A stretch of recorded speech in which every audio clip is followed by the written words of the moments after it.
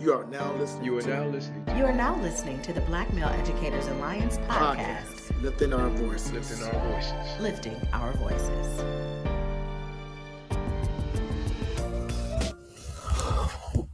Welcome back. Lifting Our Voices, the Bmea podcast. It's Thursday, November 4th. It's a little colder than it was 2 weeks ago and much colder than it was a month ago. I feel like we didn't really get a fall this year. Might disagree. I don't know. It was like in the 30s this morning? It just gets cold out here, man. I don't know nothing about no fall. I just know once summer's over, it's winter until it's spring again. So somebody told me Michigan gets all 4 seasons, but I don't know. I think we skipped one this year. No, I think you're right, Jerry. I mean, I feel like first week of October was feeling good. Yeah. Next thing you know, it's cold. This week been straight up disrespectful. I'm talking, frost on your windows. You got to leave early just to get defrosted. When I was looking at, I look at the weather every morning just so I know. I don't like to walk into things blindly. And when I say walk in, I mean walk outside into things blindly. And I saw snowflakes on a couple of the different hours a couple of days ago. So I agree, Chris, very disrespectful. But we're here. It's November, about to close out 2021. Another year in it, but we're soldiering through. Mike, how you been last 2 weeks? Hey man, I've been busy, man, trying to stay healthy, man. Like you said, the change of weather always gets me, so yeah, you hear it. Yeah, trying to stay healthy, but I've been good, man. Got to take care of this house and all that other stuff, but I've been good, man. Enjoying the football and basketball season. This is the sweet spot, huh? Yeah. This is good, and the holidays coming up, so I'm excited, man. Nothing can rain on my parade. It's funny because when the World Series ended, I was like, all right, here we go. It's basketball and football. Chris, first of all, congratulations. Go green, go white. Oh, yeah. How'd you spend that Saturday watching the game last weekend? Listen, man, I was sitting back.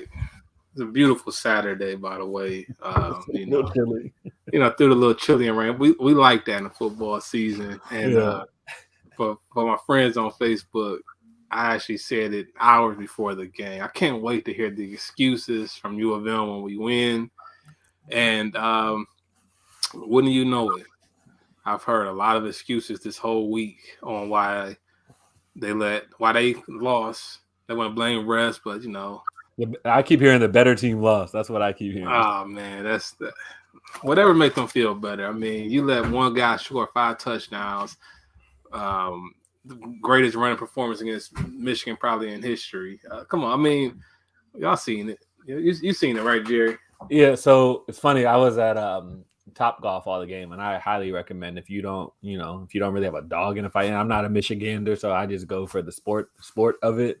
But Top Golf is a great place to watch a game while get your swing on while you watch the game. It was cool, but the best thing I've been in Michigan now for 6 years. The best thing is turning on sports talk radio after the Michigan. Oh man, I love it, bro. Oh yeah, I was in the house with the radio just on. Yeah, TV's on mute. I couldn't wait for the calls to come in. And the excuses are unbelievable. Like I said, the better team lost. Fire Harbaugh. We would have won if we did X, Y, and Z. It's the best. But again, congrats, Chris. I know that's a big moment, and you guys are in the playoffs right now, so we went out and you got something to play for in January. Yeah. That's the mission, man. We say like Coach told us, man, focus one game at a time. I'll say this: I'm a big Mel Tucker fan. And you guys will be lucky if you're able to keep him away from LSU this offseason. Right. Mike, you want to let everybody know what's going on? What's new with Bmea? Yeah. So we're still in the midst of the Principal Wellness Fellowship still going on, as well as we're doing the Early Career Teacher Fellowship. We just had our second session. It's going great with some new teachers. Still open for membership. So, go to bmeamichigan.org/join. We're onboarding new members at the time. And, looking forward to this winter holiday season for real, just enjoying the holidays and enjoying each other for sure. Awesome. So I'm just letting everybody know now we're about to make a very hard right turn, right? We're about to go into hot topics. And we did want to take a moment and talk a little bit about the Henry Ruggs situation out of Las Vegas. And for those of you who may not be familiar, young NFL guy partying. Was that Tuesday night? Tuesday night. It was in the middle of the week, yeah. Or I think maybe Monday night, late Monday night, early Tuesday morning. Ended up driving drunk, hit another car. A young lady out of Vegas was killed alongside her dog. And then Henry Ruggs was charged with DUI, causing death, and reckless driving. And so obviously he's been released by the Las Vegas Raiders. But for me, when I heard that story, first of all, condolences to the family of the young lady for their loss. That's miserable. But when I heard it, my thoughts went directly to our kids, right? Like I said, Henry Ruggs, 22 years old. We're all high school educators or have been, and so you can see your kids in Henry Ruggs, and so for me, I went straight to, are we doing enough to ensure that kids are at least prepared to make the right decision in those moments? Now, of course, I'm sure there are people in Henry Ruggs' live that felt like he was prepared to make the right decision, but that's where I went. And so I'm curious, just like, Chris or Mike, jump in. Like, what was when you heard the story, sort of, where did your mind go? Where did your thoughts go? Yeah, I'll jump in. I think for me, man, my thoughts went to the young lady who lost her life. Because I knew that, this was one of them it's just a tough situation all around, right? Yeah. Obviously, Henry Ruggs being pretty popular, NFL player. I used to watch him back in Alabama, so he's someone I was very familiar with. But it's like it sucks that bad decisions had such a terrible impact on this lady and her family. Now, of course, it had an impact on him as well, and his life will never be the same. But he still has his life here on Earth, and I feel like there's always a possibility to kind of redeem yourself to some degree. So hopefully he learns from it, and I hope that the people, like you said, Jerry, he was released, and I don't know if that's just I'm not saying they should have kept him on the team. That's not what I'm saying, but hopefully that means he's still getting some support. You know what I'm saying? Because I don't know what that looks like, but I don't know either. That, people are still trying to give him some support. And when I mean support, I don't mean he shouldn't be punished or suffer consequence for his action. But I'm sure this wasn't the best representation of his character. But my thoughts and prayers definitely go to the family. He made a terrible decision, man. Drinking and driving is no joke. And I think that's something that people need. We need to. Because here's the thing: if you're at a bar, people drink, and then you see people drive and leave. That's a normal thing, and I think that blurs the line on drinking and driving because the world knows that this happens. So people have to almost self-govern themselves to know where is that limit for them, and it seems like he was way past whatever that limit is. But I just think I don't know, there's a lot to discuss with that. But condolences, like you said, Jerry, to the family of the lady who passed. Was her dog, and prayers up for Henry Ruggs too, just to keep him in our thoughts as he deals with the consequences of his actions. And I'm gonna let you go, Mike, but I want to hold that thought around support for Ruggs. But go ahead, Mike. What was your initial reaction? No, it was sad. I think of course someone lost their life and the family has to deal with the trauma of that. And I think when I'm trying to be restorative, I'm the immediate response to this needs to be how do we support her family, right? Something has been taken from them. How do we make it right? Or how do we at least help, the grief or help dealing with the loss? I think that when I'm thinking about restorative justice and I'm thinking about our prison system, right? The prison isn't going to bring the young lady back or whatever she brought to this world. It'll give him time to think about his decision, but it's also not going to make him undo that decision, right? I think we have to really And like this is what, to your point, Jerry, what are we doing in high schools to help kids learn how to make to make good decisions, right? Decisions that think about the long-term consequences. Because we already know in development, teenagers can't see that far down the road. Like they don't think with long-term consequences. Yeah. And he, for all intents and purposes, is like a few years outside of being a teenager, right? With a lot of money, with a fast car, with brain still developing. Yeah, with the work, and probably not development like it should be with CTE, but that's a whole different thing. That's a whole. And so like, we can do another podcast. Yeah, but it's just sad on both ends, and I think people need to. I'm never excusing what he's done, but there's always a reason behind why people do something, right? And is it because of ego? Is it because of trauma? Is it because he's going through something? Is it because of brain damage? Whatever the case may be, we gotta, as a society, I think we need to figure out how are we preparing our kids for their freedom and their adulthood, and how are we starting to figure out what does it look like to support people who like the consequence for him doesn't negate that the family needs support. Does that make sense? Right.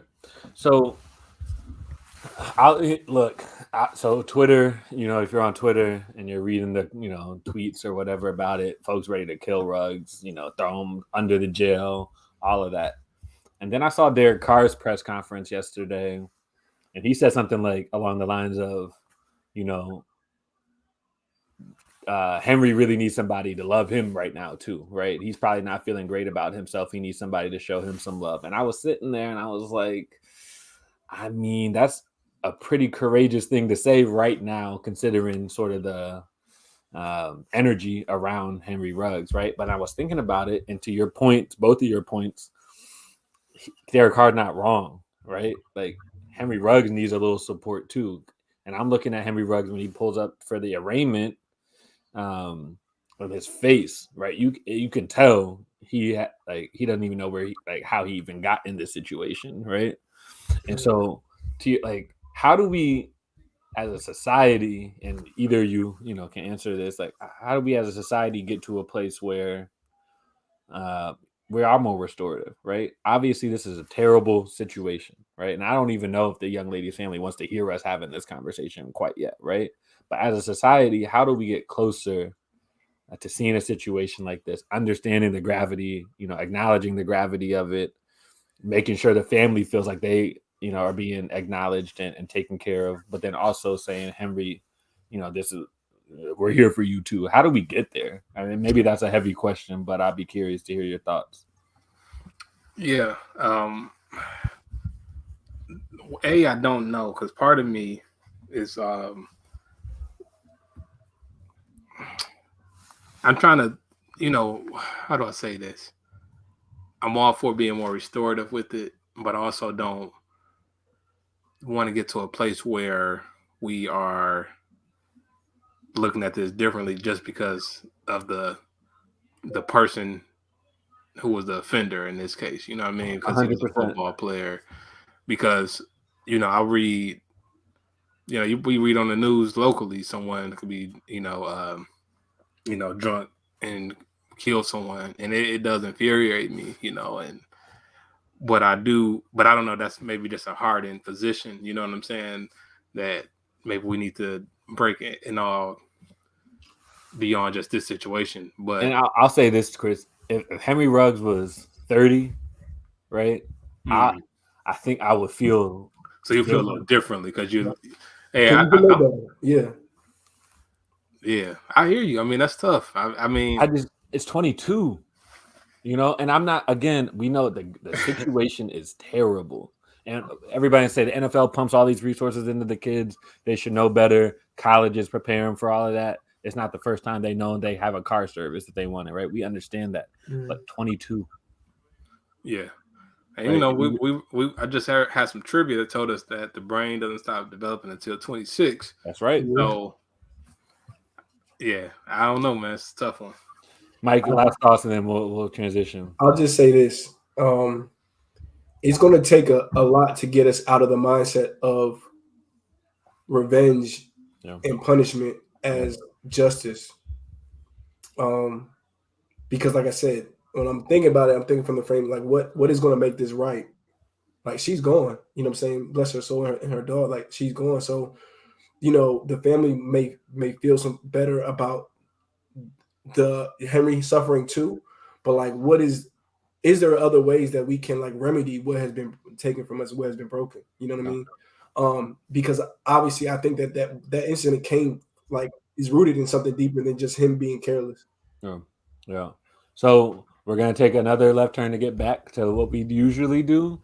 But I do, I think on behalf of the podcast and the three of us, for all our educators that tune in, take a moment, especially with our older kids, high school kids, and have a conversation about decision making, right? Have a conversation about driving under any type of influence, right? Yeah. I think the more that we can pump these conversations and get our kids to think critically about a situation like this, the better, right? And not to say, a kid that we influence or teach won't ever run into a situation like this, but the more conversations we can have with our students related to this topic, I think the better. And so, go ahead, Mike. Honestly, this topic isn't far off because what I wanted us to, to discuss today, and we have some special guests joining us, some friends of the show, is like teaching what matters. You know what I mean? I think that like even this conversation around like us talking to our high school kids, like this is something that's important. I think this is a part of teaching, is a part of learning, decision making, right, making right choices. And so the two gentlemen that we have on the show today, former fellows, or Bmea fellows, they both have been in the realm of teaching things outside of like what you would consider normal curriculum. And so, and also they both are culture, relevant and responsive. So I wanted to bring them on so we could talk a little bit more about like what do they kind of think is important to be teaching in our schools, because we know from COVID, from the virtual learning, that like a lot of what we've been doing is out of habit. And if we're looking to change education for the future, like we need to start thinking about it now for sure. Well, then let's just jump into it, huh, Mike? Yeah. Our first guest is a Bmea fellow alumni and a current science educator at Jalen Rose Leadership Academy. Please welcome to the show, Mr. Calvin Nellum. Yo, how you doing? Calvin, welcome to the show. Can you hear me? Yep. Clear. What's up, family? How y'all doing today? Good, man. Good, man. How are you? I'm good, man. I keep telling people, man, I got a whole nother level I need to tap into, but I just haven't tapped into it yet. So I'm honestly tired, man. But I'll be honest though, Cal, like with the energy, it doesn't, you might be tired. This might be the tired version of you, but it's good energy. We feel it. Yeah, bro. I love doing what I'm doing, but it's good to see y'all, man. What's good? Hey, man. Can't complain, man. Good to see you too, man. Cal, man, we always ask everybody how they get into education, because I think everyone's story is important. And I do want you to talk a little bit about that. But I also want you to kind of talk, when you were in part of our first fellowship, when Bmea was figuring it out. Yeah. And you had this really dope idea around, I think it was a garden, like a urban garden. So first, tell the audience a little bit about yourself and how you got into education, and then go into what you've been thinking around the science. Yeah, absolutely. Hello, everybody. My name is Calvin Nellum. I've been pretty much an educator in Detroit for about 6 years. Math, physics, robotics, that is my thing. I have a degree in physics, so that's like my specialty, but I love teaching kids. My mother was a teacher in New Orleans public school for 40 years. And so how did I get to the D? Hurricane Katrina put me in Virginia. Then after Virginia, I found my passion, which was science, but I also love teaching science to kids. And so that's how I got to Detroit. And I've been here ever since. And I think I'm a Detroiter, you know what I'm saying? I've been here about 7 years. I've been slowly trying to acclimate and get my Detroit card. But you know what I'm saying? I feel like the community has accepted me. And, I'm just, yeah, man. I just love being around my people. Hey, man, I feel like when you put years into teaching in Detroit, you earn your stripes, like for real. I didn't even know you're from New Orleans originally. So that's man, born and raised. Calvin, real quick, I went to UNO for my freshman year before the storm hit. Yeah, so I spent some time down there. Oh, so you got the Frank Ocean story? Yeah. I'm from DC, but I went down there for school and then had to come right back up. Yeah, man. Yeah. My mom went to Xavier. I grew up on the West Bank, though. Okay, yeah. So, tell us about this garden. I mean, honestly, bro, it's really just about, taking the schooling outside of the school. And that was like my biggest thing during that year. During that year, I created my first curriculum, which was a STEM curriculum. We had a robotics competition. We learned about 4 programming languages. We had Arduino kits. I had a fellowship grant, so I bought every kid got laptops and Arduinos. And so we're doing all this STEM, but it is like, what about solving real world problems? Food deserts, right? How do we solve food deserts? Community gardens, right? But why do we need community gardens? Because there's a lack of access. There's this critical issue where if you're this color and you make this amount of money, then you don't have access to these type of foods. Why does that happen, right? And so again, just really just like taking the schooling outside of the school, but then also just learning about gardening. That was like honestly my first time like learning how to garden. And the pandemic came like right around that, right? And so I'm like making, cooking and growing carrots and, green peppers and stuff. And so like, it was a diaspora connection with me trying to always, get back to my roots, which is my connection with Mother Earth. I feel like we're all connected to Mother Earth, but also I was trying to let my kids know, like, this is possible. And I'll end on this. I remember one kid telling me, because we grew like all things, we grew like flowers, tomatoes, and a sunflower. And the kid said this, I'll never forget. He was like, "This is my first time ever seeing a sunflower." This kid was like a 10th grader, you know what I'm saying? And so just like those little bitty things just lets you know the disparities that are here, but also like if you really are intentional and you're really about equity, you can really change lives. And I feel like I'm doing that every day. I'm just tired all the time, bro. Yeah. Okay. That's why I got to jump in with this follow-up, man. I got to go off the script. So, all right. I'm going to set some context with some things you just said. Now you get me. See, this is how we get the energy back. Really. Yeah, dialogue helps. I'm tired though, but I'm here though. I hear you, because I told them before the show, I said, I'm so tired. Y'all don't even understand. So, but it's good that you lifted up something, right? You found some like avenues of passion, and you said you designed your own curriculum. You put all this work in. So how do you find that balance, man, of like doing the necessary planning, align that to standards? Because that's one of the things that I think I hear from educators is like lesson plan and preparation, as like something that you may be required to do, but it becomes to seem like it's draining you and holding you back. So like, how do you, because it's like you were kind of mixing this all together. So what was your approach? How did you stay, just not too worn out? How did you still meet the, demands of your principal? You know what I mean? Like, how did you kind of manage all that? Because I think some people really struggle with just that. Yeah, obviously, right. And so the first thing is just like having passion, and then recognizing like if you're a teacher, you're an artist, right? So that means that you create things, right?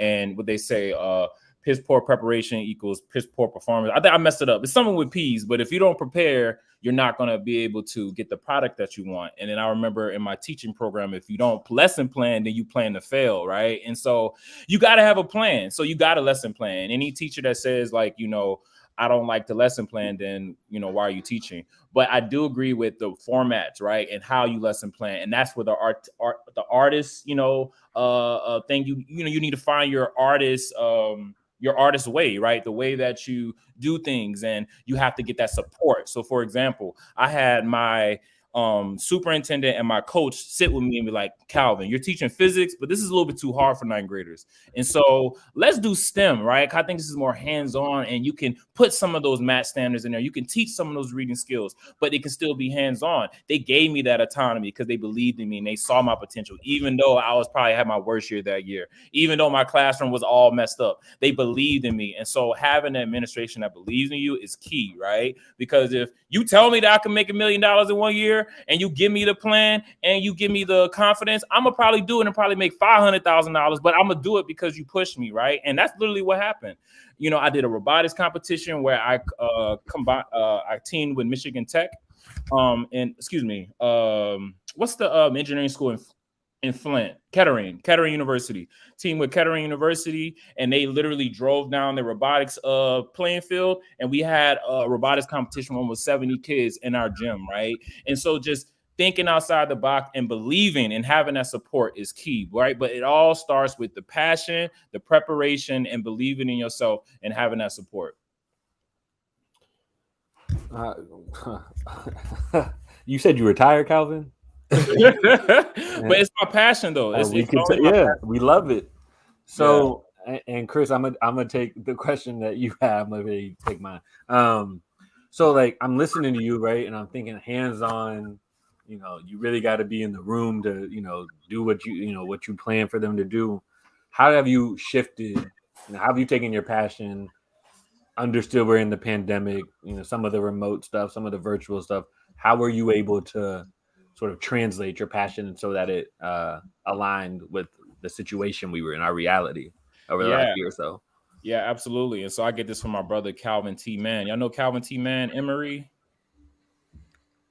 Well, look him up, but he's a Detroit. Okay. Yeah, look him up. He's a Detroiter. He's also an educator, and he's pretty much one of the number one black male advocates in the 313 area. And he also has a suicide hotline for African-American males, because that is a disparity too with suicides amongst African-American males. But he says there's 3 E's. It's engagement, empowerment, and encouragement, right? And so during the pandemic, I'm not starting my lesson with just content. I'm not starting my lesson with go to this standard. I'm starting with, hello, everybody. We Mr. Nellum's class today. I know it's a pandemic. I got all these black screens right now, but I'm here today. And I know you're here today. Everybody put your first and last name in the chat, and we about to get it. You understand what I mean? Okay, I see you putting that answer. You see I'm giving that positive narration. I got music playing in the background while I'm doing all of that. My wife is probably in the next room telling me to quiet down because I'm so loud, right? But that energy, that engagement, you got to get them with that engagement. When January 6th happened, right, the insurrection, I did not teach when that happened, right? I stopped, I paused, and we talked about it, right? I call that audible because I had to get that engagement, because I can tell that, the morale was kind of like when Donald Trump got elected. It was down, right? We felt that. We all felt that, right? And so as teachers, sometimes we just got to call that audible, engage, and then after you engage, empower, encourage, and then you can get through a lesson virtually. And I got growth last year because I engaged first, right? I made sure I let kids know, I'm speaking to the human in you right now. And then I'm also going to teach you the definition of words and this graphic interpretation standard. But it's all about engaging, empowerment, and encouraging and speaking to the hearts. Hey, real quick before you go, Mike, you all remember how DJ D Nice got popping at the start of the pandemic? I feel like Nellum's class was giving me DJ D Nice energy. That's awesome. Go ahead, Mike. You got to be. You have to be. And actually, that's a good point, because Calvin, I wanted you to talk a little bit about your podcast, man, the Teach Simple podcast, man. What's the idea behind it, and then what do you do on the podcast for our listeners? Yeah, absolutely. So Teach Simple podcast, we focus on providing simple solutions in the classroom, and honestly, teachers, I'm here for you. And the podcast, we really try to keep it simple. On my podcast, I'm interviewing my students, where we talking about how when they're in my class and just coming into class and hearing J. Cole and how it really helped their spirits so they can learn about derivatives and calculus, right? I'm talking to Dr. Cindy Duke. She is the sister of Winston Duke of the Black Panthers. She's the only virologist and the OBGYN in the nation. And she's talking about the COVID-19 vaccine and how it affects us twice as much, but affects Native Americans 6 times as much. You understand what I mean? And so we're talking about all this cool stuff, but you gotta keep it simple. Simplicity is the ultimate sophistication. And so, you can say a lot of cool stuff. You can sound good, but keep it simple, right? And just because you're simple doesn't mean that you're dumbing it down, right? It's actually a beauty in being simplistic, right? Einstein says simplicity is really, that's how he used to explain all his explanation and his physics concepts. And Da Vinci also said that. And so the podcast is really just for teachers, where I talk about, just what was your worst childhood memory as a teacher? What was your best your best teaching memory? What's the teacher tip? What do you got going on? I'm talking to edupreneurs. I'm talking to so many, influencers in education, but you got to keep it simple. And I have a good time. That's what's up.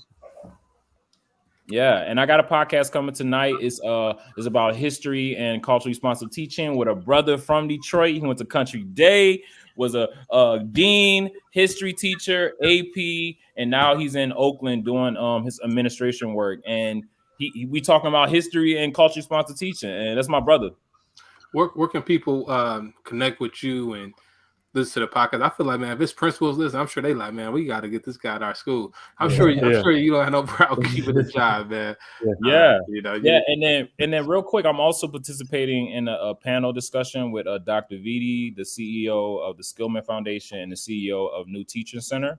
And we're just talking about uplifting teachers November 11th. If you're interested in joining, just go to shiftdetroit.com and you'll see me talking to Dr. Vidi and a couple CEOs just about how can we uplift. And Teach Simple is everywhere.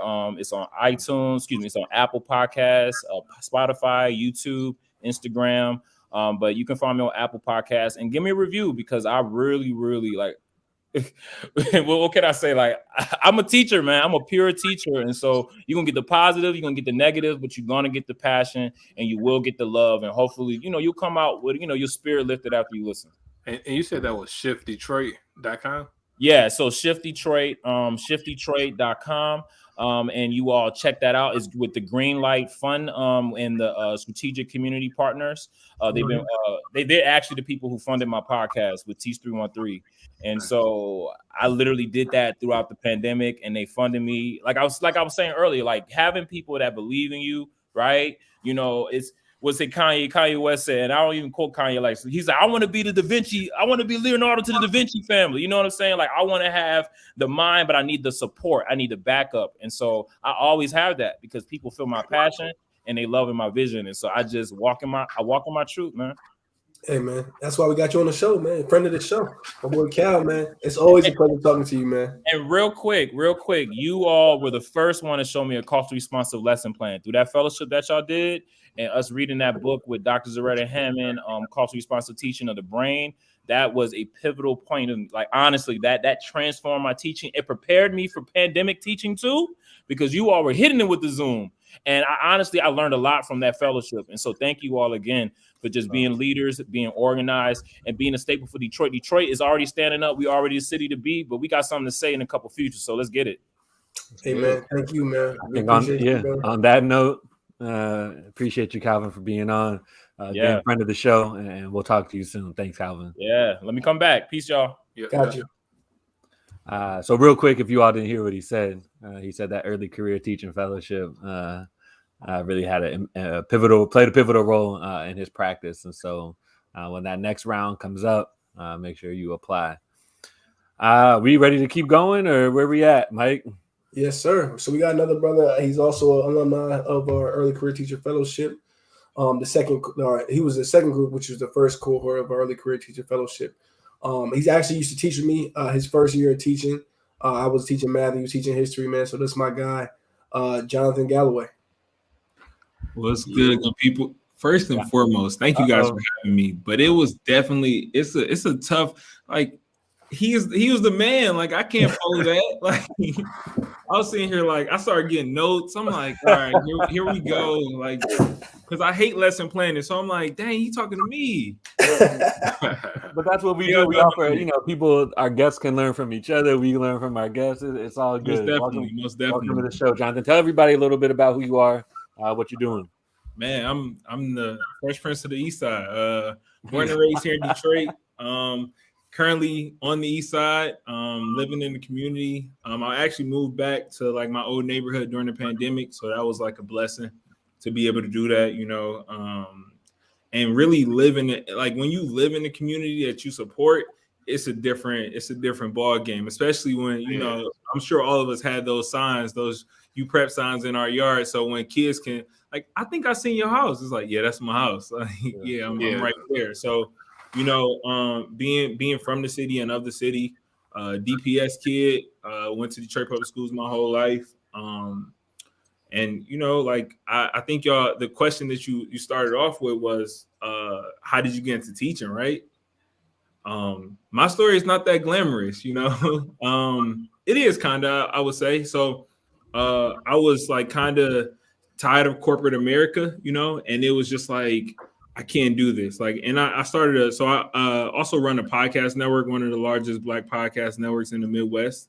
So talk that talk. Let's go. Let them know, man. Come on, man. A little bit. So, like the traditional 9 to 5. Well, in the city of Detroit, most people don't just work 9 to 5. It's like at every company they're on overtime. So, for me, that didn't work. I couldn't really facilitate that. I couldn't let that happen. So I was just like, I'm gonna take a break from this. So, money, my savings, I started burning through the savings, and it was just like, what can I do? What can I do to get off early and make it work? So I started substitute teaching. And from like the the immediate moment that I started substituting, I wouldn't say immediate because I started with kindergarten and that's like I can't do that. But right after that, when I started with the high school kids, it was like, oh, I'm here for life. Like you got me. Like this is what I was supposed to be doing. So I just kind of stuck with it and kept going.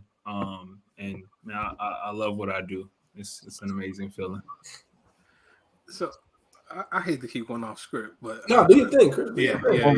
So I'm all talk about our you know, I'm a entrepreneur, and I think we all have like these passions. So how do you balance like running a podcast network and teaching? Because a lot of people think like, oh man, I don't want to be a teacher because I want to make this thing pop off, or I'm super passionate about this. So like you found a way to kind of balance them both and give yourself some freedom. How did you do that? How did you make it happen? To be honest, man, there is no balance. Like I think Neville was saying, like I'm literally tired. It's a whole person right here. Like everything doesn't stop. Like it's a constant. It's constant grind. It's we're always trying to figure it out and to make time for everything. So I realized that maybe leaving school at 4 o'clock or 4:30 and then going straight into a podcast is just gonna have to be my lifestyle. So I kind of just adapted to it. I mean, and I'm the type of person that takes on more and more roles. So it's just like the amount of things that I do outside of even just these two are, it's ever growing. I have a cookie endorsement deal. So it's like sometimes I have to like do things for this cookie company, so it's just constantly finding ways to elevate me. And then also my experiences are also continue to give the students experiences because they're living through me like, oh, what'd you do yesterday? Or how did this go? Or like I had a class where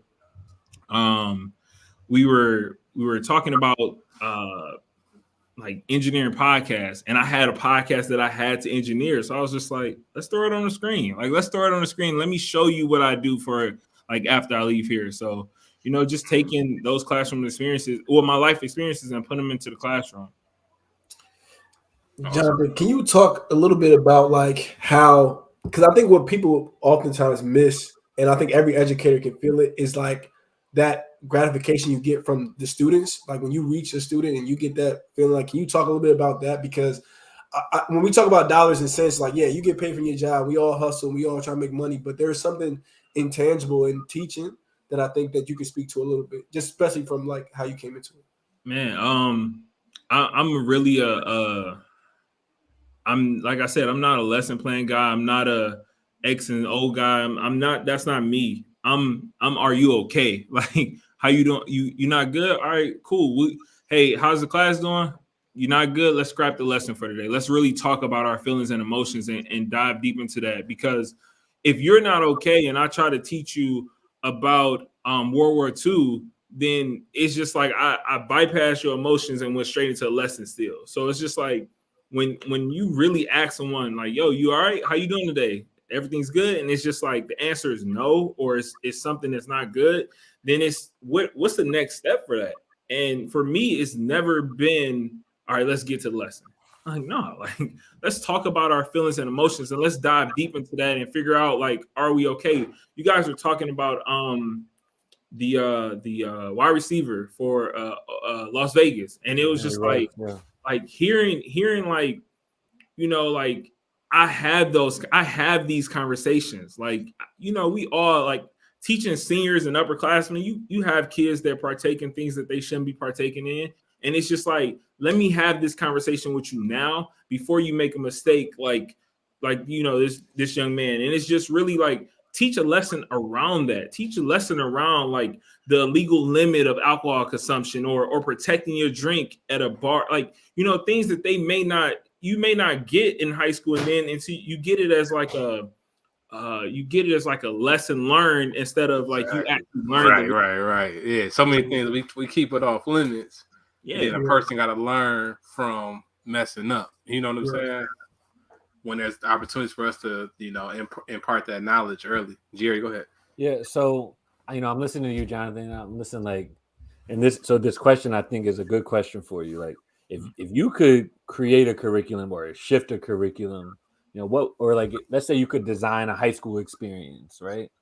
what would that high school experience look like? And I know that could be a deep question, but just simply like, what would it look like? Answer. Yeah, I'm bringing back home ec.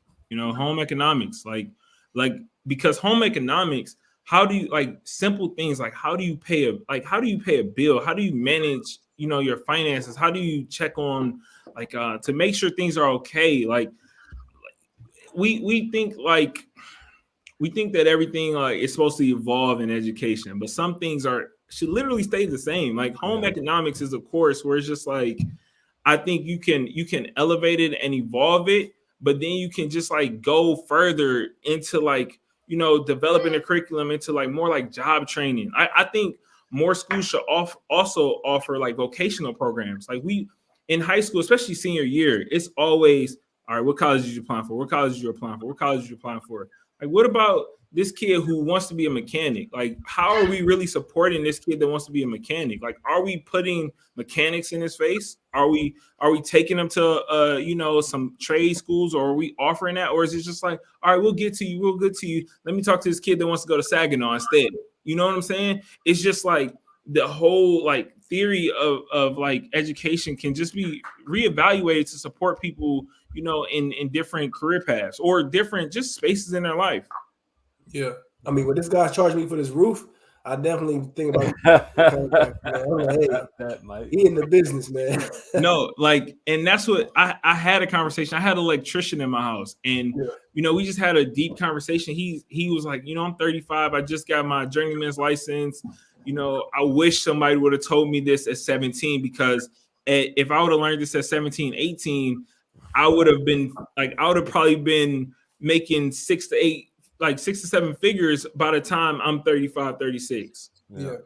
Well, and to your point, Jonathan, I think that we can honestly say that school doesn't seem to be set up for you to be individually successful. It's set up for you to conform and to get to a certain place, or at least get to the next level in terms of college and education.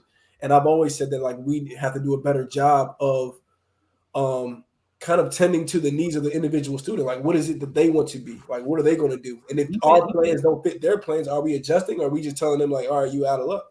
Even to that point, it's just what's the checks and balances once the kid gets to maybe their sophomore, junior year of college? Who's looking out for them? It's just I know for me personally, my home upbringing was it was cool, but my parents didn't go to college. They didn't have that, all right, you're supposed to do this next. You're supposed to do this next. So it's just what's that continued conversation? Because those are tough years when you're a junior and senior. Because it's all right, do you just graduate college and come and work for Ford? I mean, no, nothing against Ford, but just you get a degree in accounting and now you work on the line at the plant. It's just come on, what's the support looking like there? Where it's just I can tell my student hey, I know this guy at you're getting a degree in accounting. I know this guy at Wells Fargo. He'll love to sit down with you and be your mentor or something. That should continue to happen in school, especially from a high school level, because if you keep pushing this narrative of community shouldn't stop after I graduate. Right. and Chris, go ahead. But that's something that I've been in meetings this last couple of weeks with some colleges and universities, and that's the conversation, right? You aren't preaching the same thing that we're preaching, and that's why it doesn't work for our kids. You know what I'm saying? So anyway, go ahead, Chris. No, yeah, I just think, it's a question for Jonathan, but I just want to say, man, I appreciate the conversation you're bringing up, because, I have my oldest daughter's in 8th grade, right? So she's getting ready to go to high school next year. And, when I was coming up, and I think it was maybe the same for a lot of us, my parents just kind of preached college. That was the thing. My parents didn't go. So for me and my siblings, that was oh, you got to go, right? So, and I did go, right? But now as I'm kind of evolved, and I'm not your, I think I'm kind of similar to you, Jonathan, in a way, I have these different skills outside of just what I've been classically trained to do. So I see the various paths a person can take, leveraging technology, the arts, you know what I'm saying? All these things. So I do wrestle with man, what do I want to push? How do you support your child? Do I try to go with the safe bet of yeah, do what I did, go to Michigan State, or do I really try to expand? So I'm just curious, what I don't know if that was your daughter in the background, Jonathan, but like, she's definitely here. So like, how would you help guide a young person as they get to that stage? I think for me, it's how can I phrase this first and foremost? Like, growing up, kind of, especially where the neighborhood I grew up in, for any Detroiters out there, 48205 is known as the red zone. So, highest crime rate, especially when I was in like middle school and elementary school. So, growing up, and it was kind of like we were at the poverty line. So, I always tell my wife, like, I couldn't imagine, like, at that time, I couldn't imagine my lifestyle what it is now. Like, I bought the house I wanted. I can drive the car I want, so I can provide the lifestyle for my child that, it's just like, figure it out.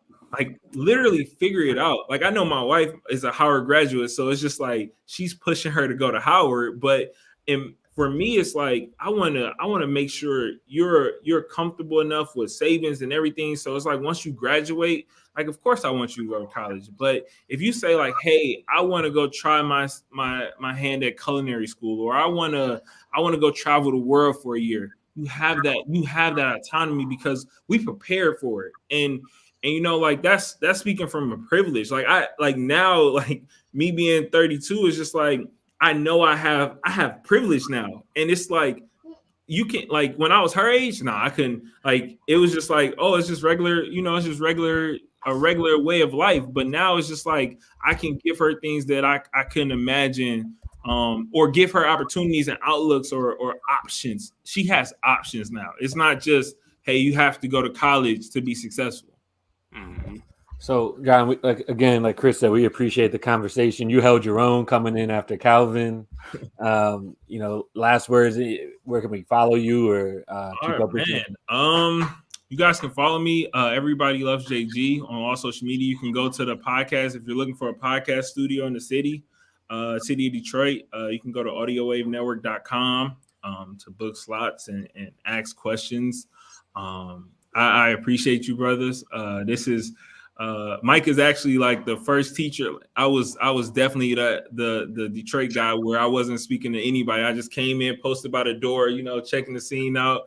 But he broke that shell for me and actually made me into like an actual educator. I was just going like, all right, guys, this is how I'm feeling today. But really put that information and those tools into me where I can like execute and handle my own in the classroom space. So I appreciate Bmea. I appreciate all you guys.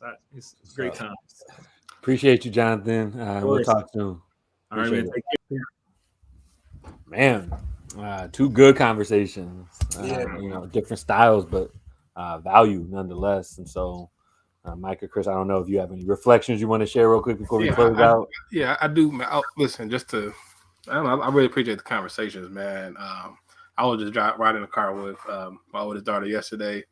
I'm listening to this video. I've been like into like crypto lately, y'all. I've been really going hard on this stuff. Hey, Chris, off air, I got a story I'll tell you. Yeah, so one of the kids Okay, cool. So I was just like, I was like, hey, you've been hearing about this, like, and she wasn't really that familiar, and of course, I'm no expert, but I was like, started talking to her about it, and I'm like, and I kind of had that moment, I think, when he's talking, I'm like, man, like, there's so many opportunities. Number one, for young people coming up, but also I'm thankful that I have, I guess, kind of got like this broad range of things where it's like I can support her and expose her to certain things. So I do think I resonate with what he said. Hey, it's a certain privilege that we've gotten ourselves into, and I do appreciate like my upbringing because it kind of got me to this point where, I'm not just looking at like, oh, it's college or bust for any of my kids, but like he said, I want to just be able to support them and make sure they're just responsible citizens, and making sound decisions, And one thing, for the folks who are listening or will be listening and watching, whatever, this might be a PSA. Educators got other things going on. We got layers. We don't only exist in classrooms. We got thoughts about all kinds of stuff. And so I think today was a good representation of some educators who are, dibble and dabble in a whole bunch of things outside of their own classroom. Mike, if you have any closing thoughts before we finish. Yeah, I think the moral of the story is that like schools kind of box us in because they don't really expose us to expose us enough things in the world that we can find like our lane. And oftentimes it's not until we get into the world or we get out of college that we kind of find our passions or things that we're into. And oftentimes we think that there's only one thing that we can do, right? When I was raised, you're going to be an engineer because you're good at math. And, that doesn't have to be the case. I just started painting like last year, you know what I'm saying? And I'm interested in writing and all. So long story short, like for parents and students, is like you have one life to live. There's so many things that you can do. Yeah. And there's no reason why you can't do all of them or try to at the very least. Yeah. Absolutely. And so that's it. We're going to let Mike, get off of here and continue to rehab those vocal cords. But we got one more thing we need you to do, Mike. Just recap everything that's going on with Bmea, and then we're going to let you go rest. Yeah. So, we still got the sessions live. The Early Career Teacher Fellowship still going on. We'll be back for the podcast in 2 weeks on the 18th. Make sure that you are subscribing on YouTube. For those of you guys who don't catch it, their whole Facebook Live, make sure you subscribe on YouTube. Make sure you are on the website. Like I said, we're live for membership, so go ahead and join us for membership. And we'll see you in 2 weeks. Yeah, and that's going to be our, our de facto Thanksgiving episode. So anybody local that wants to, sponsor the episode with some food, we can have a real festive Thanksgiving episode. And so if you need to get in contact with us, obviously you can follow us on all of our socials at Bmea of Michigan. And we'll be happy to negotiate whatever we need to negotiate to get a good plate on our Thanksgiving episode. Chris, any last words? No, man. I think we did a good show today. Hopefully people enjoyed. I know I enjoyed myself. Absolutely. So to all our educators, continue to do the work. We appreciate you. Everybody else, thanks for looking out and listening. We'll see you all in 2 weeks. This is Lifting Our Voices at Bmea Podcast.